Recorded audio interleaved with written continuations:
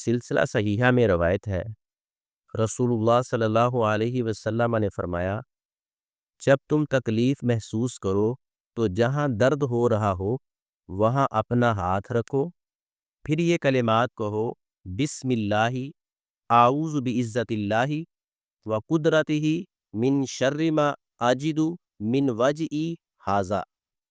ये कलिमात कहकर अपना हाथ उठा लो, फिर ये अमल ताक अदद में करो। इस हदीस का मफहूम ये है, इस्लाम में जिस्मानी और रूहानी इलाज अलग नहीं है। जिस्मानी दर्द का इलाज ज़िक्र इलाही और दम के ज़रिए भी किया जा सकता है, क्योंकि रूह और जिस्म दोनों एक दूसरे पर असर डालते हैं। दर्द वाली जगह पर अपना दायां हाथ रखकर ये दुआ एक मर्तबा पढ़ें, फिर वहाँ से अपना हाथ उठा लें, फिर वहाँ अपना हाथ रखें और ये दुआ पढ़ें।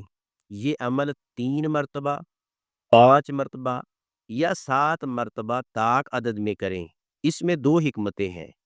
जिस्मानी तौर पर इंसान को सुकून और इत्मीनान महसूस होता है। रूहानी तौर पर अल्लाह की तवज्जो हासिल करने की नीयत से ये अमल किया जाता है। इस्लाम का इलाज रूहानी और साइंसी दोनों पहलुओं का मजमुआ है। अल्लाह ही हकीकी शिफा देने वाला है। मोमन का इलाज दवा के साथ दुआ और दम से भी मुकम्मल होता है।